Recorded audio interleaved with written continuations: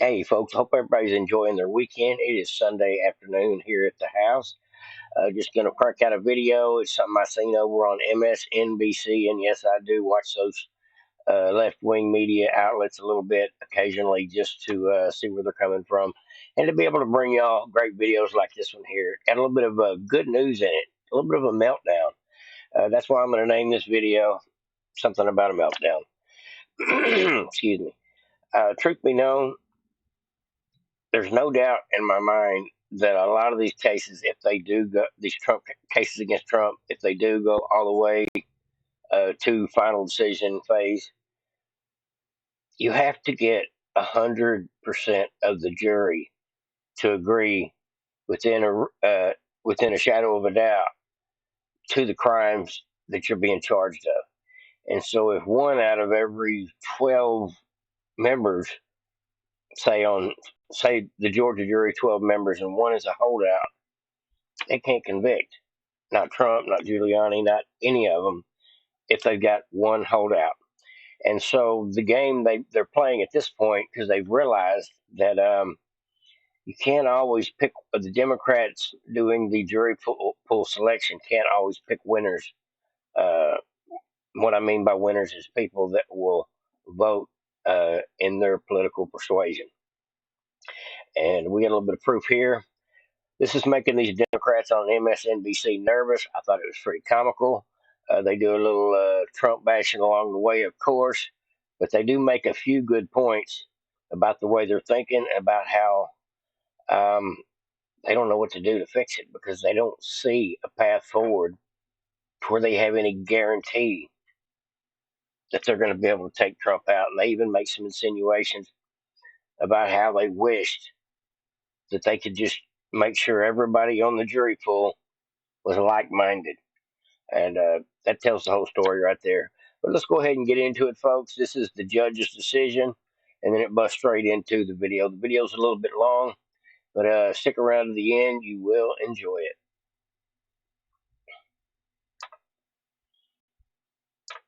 That a crime did occur here in Georgia in connection with the 2020 election process.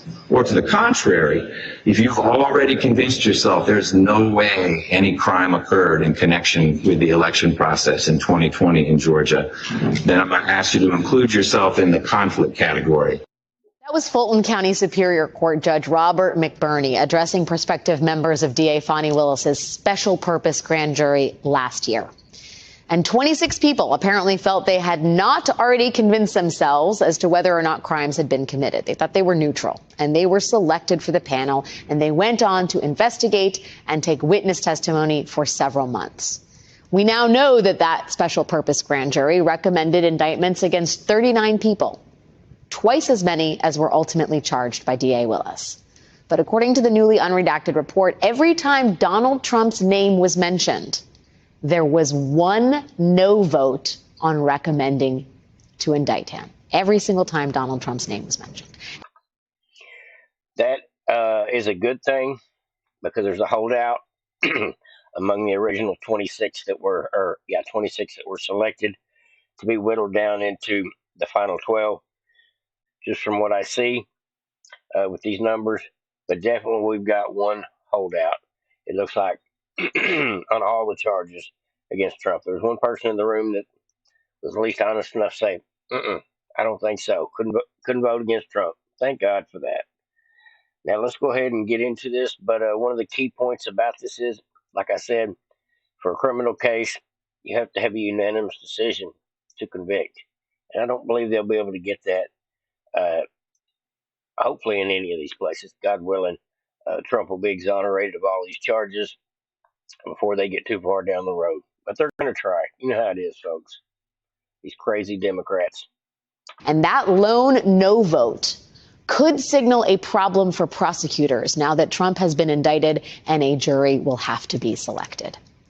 Joining me now is Michael Steele, MSNBC political analyst and former RNC chair, and Simone Sanders Townsend, former senior advisor to Vice President Harris, and of course, the host of Simone here on MSNBC. It's great to have you here, my friend. Simone, this one juror, each and every time Trump's name is mentioned, does not find a reason to indict him. You could look at that as, glass half full, I suppose, that it was just one juror. But, they need a unanimous vote on convicting Trump. And Fulton County is deep blue. Biden won it by 46%.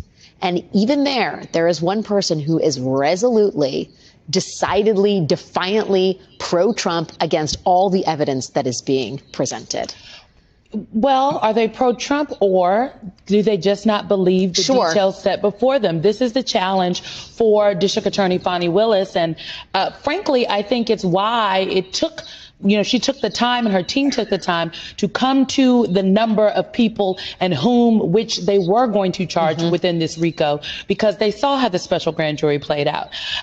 Look, I think what's really important here is that Donald Trump, at every single case here, is going to be these grand juries. He has been convicted by, in the grand juries at least, the grand juries have seen enough to say, hey, I think go ahead and charge him, by a jury of his peers. These are regular Americans who sat around the table and said, this is not right. There is some there. I believe you, Jack. Let me just stop right there. She's fixing to say that the American people believe Jack Smith and Fani Willis and Bragg and Chutkin, I guess is the other one's name. No, I don't believe that's a fact. I believe the facts are these Democrats that have this orange man bad Trump derangement syndrome don't care about the facts. Don't care about the charges. They just want him not to be president again by any means necessary. If you got to lock him up, got to take him out, got to create charges against him, they don't care. All that's irrelevant. It's all about one main goal, and that's getting rid of Trump.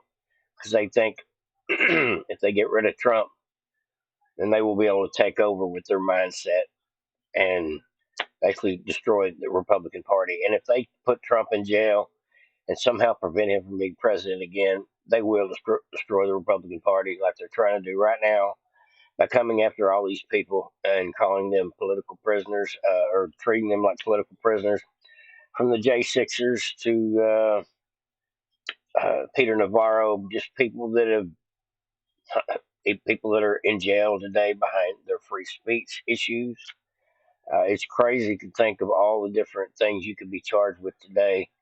Even being a Christian Catholic at a pro-life assembly, you could be charged.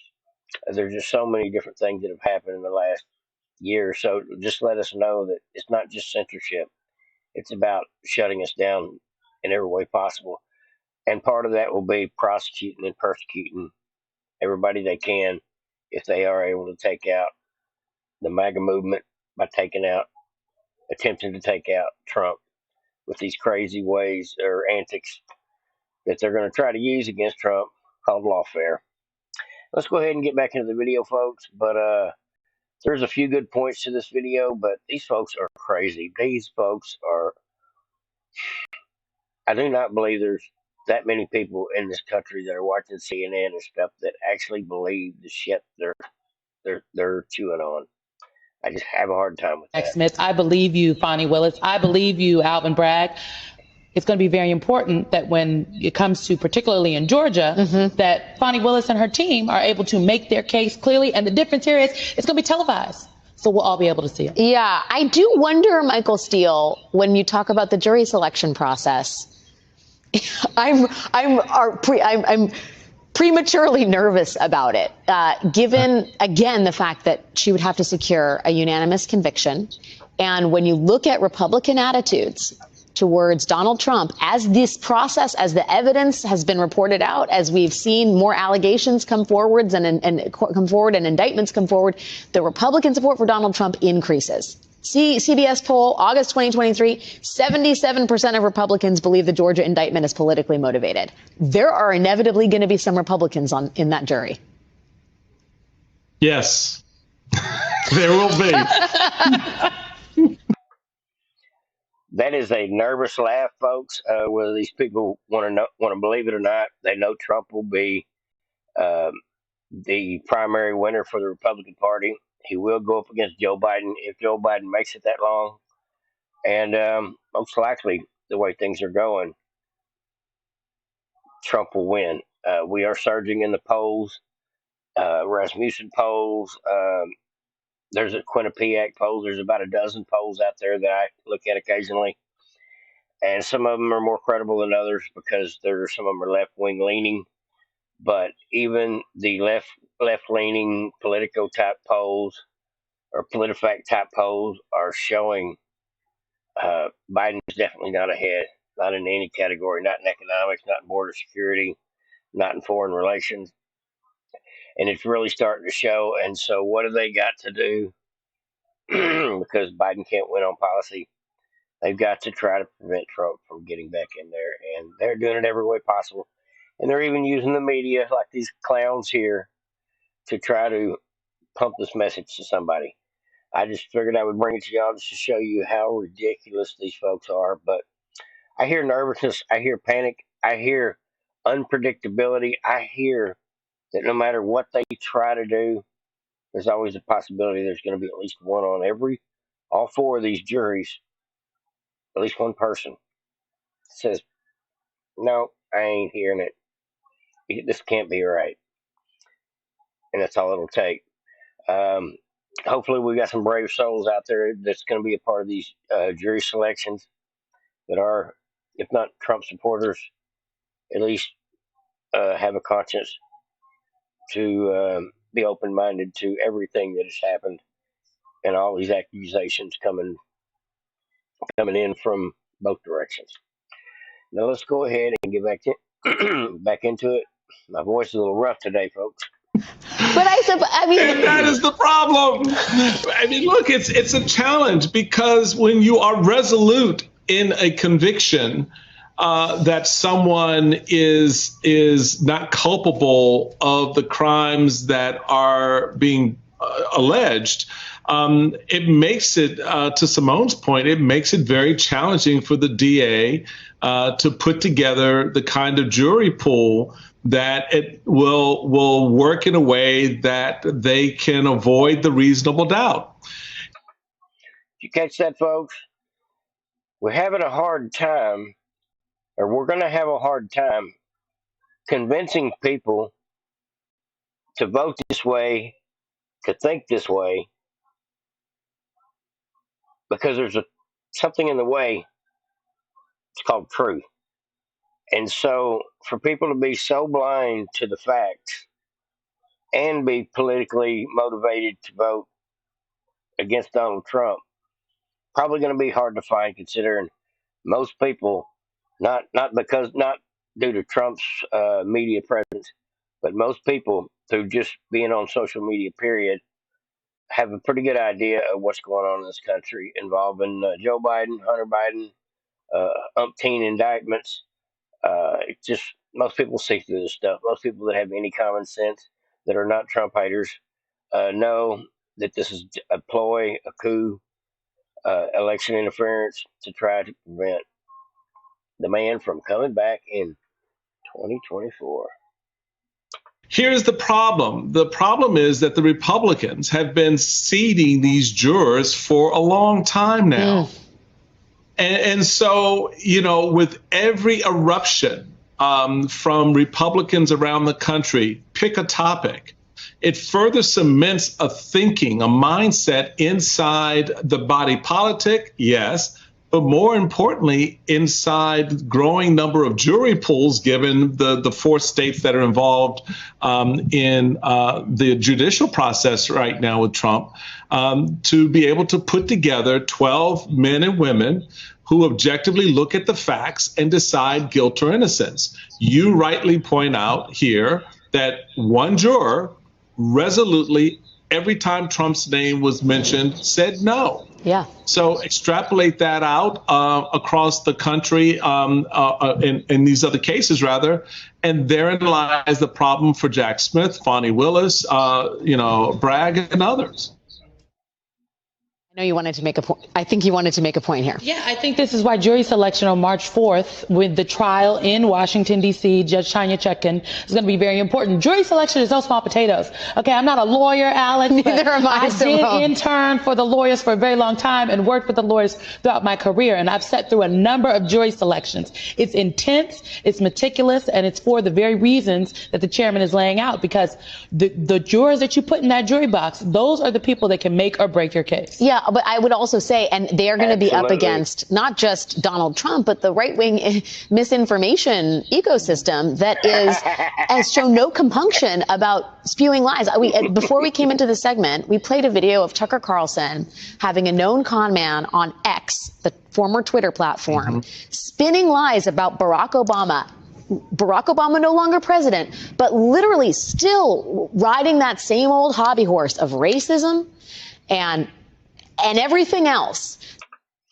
You hear that, folks? She's defending Barack Obama, but doesn't have the gumption to explain the story that she's defending. She's talking about the gay guy that was smoking crack or allegedly smoking crack with Barack Obama while they were having intercourse. I guess is the best way to put it for YouTube's sake.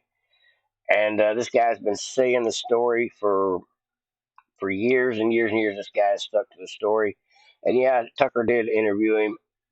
And these folks hate it because Barack Obama's their hero. And truth be known, I'm just glad she brought it up. I think it's funny as can be. It's just sad she can't let her listeners know what she's really talking about. Trying to defend something, but she can't actually break it down because then she'll be telling on her team. To malign a former Democrat just for the sake of stoking a grievance, anger, retribution against someone who actually has no bearing on Republican politics anymore. What has happened to the GOP in the Trump years and post-Trump years, it is unrecognizable in a lot of ways. Absolutely. And I think this is why we talk about threats to our democracy. We need at least two strong political parties in this country. You know, I worked in Democratic politics for a very long time, but I don't believe that everybody should be a Democrat. We need Republicans. We need independents. We need folks who are willing to stand on the side of truth and what's right. And when you have one political party who has, bent the knee, if you will, to the lies and the tyrant and the dictator, the would-be dictator that is Donald Trump. Let me correct her real quick. She was on a roll there. She was doing great. And then I realized she wasn't talking about Joe Biden. You know, when you say the word tyrant, when you say the word dictator, when you say the word controlling politician, I think of people like Joe Biden, Nancy Pelosi, Chuck Schumer, these wicked people at the top running these three-lettered agencies. They're politicians too, whether you know it or not. I'm going to go ahead and let this video play out, folks, but these folks have lost their friggin' mind, and they're in panic mode, and they don't really know what to do about it other than just stoke the fear, the flames of fear for their audience to get people in a worry that Trump's coming back because we're not going to be able to stop him. But you can hear it in their voice and in their conversation. They would do just about anything to get rid of him. Okay, I think there are very real concerns, but the reality is it's bigger than Trump, because you could take him off the table tomorrow. The party would still have the problem that it currently has. Michael Steele, I mean, and it doesn't, you can't put the genie back in the bottle. Elon Musk is out there with his own platform. Tucker Carlson is re-platformed. What happens now? Oh, hell no. They shot the genie a long time ago. We can't put a genie back in the bottle. They did to the genie what they wanted to do to Mike Pence. They hung his ass. That's what they did. They made it very. They're making jokes about the genie out of the bottle. What they're referring to is people having free will and free speech to expose the truth and the lies that are coming from people just like this right here. They're mad that they don't have their thumb on the censorship, with the censorship like they had not even 2 short years ago. And it pisses them off today that they're not the only chirping voice out there. People listen to what they want to hear. And places like Twitter and Rumble and True Social, you can't stop people from getting their message out there. If they've got a message, there is a place to put it out there. And they hate us behind that. They hate that about it, about free speech. You hear it in this conversation here, this whole comical rhetoric thing they're doing. They're mad that they don't control all communication. You could tell. You just pay attention to the rhetoric. Very clear the direction they wanted to go in. There's no doubt here.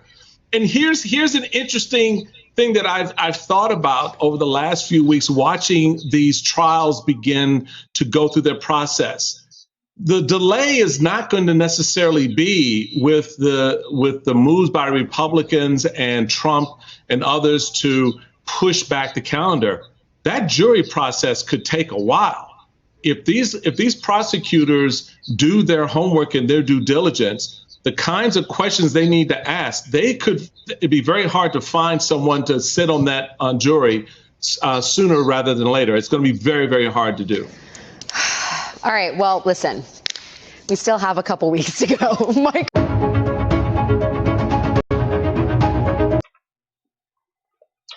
Folks, I don't ask anybody to go watch MSNBC. The stuff will rot your brain. Same way with CNN. But as a courtesy, just like going over on Facebook sometimes to do a little research and catch up on videos through certain people that are only on certain platforms, I do bite that bullet and watch these crazy, woke, left-wing, shitty platforms at times just to try to be objective, be able to see it from both sides, see the crap that they're peddling, be able to see it coming in advance, because that is the MSNBC is the enemy. There's just like CNN, they're state paid for media. They might as well be PBS Channel 13 public broadcasting. As far as I'm concerned, they are paid directly from the government. Otherwise, with their ratings alone, they wouldn't be able to stay in business. They don't have the advertisement. It's just a fact. But as things go, folks, there is some light to be shed on the situation. MSNBC and CNN are barely making it, even with government funding. And if it wasn't for hating on Trump, they wouldn't have nothing to talk about. Like, subscribe, and share, and vote Patriots. Everybody have a great day. Over and out.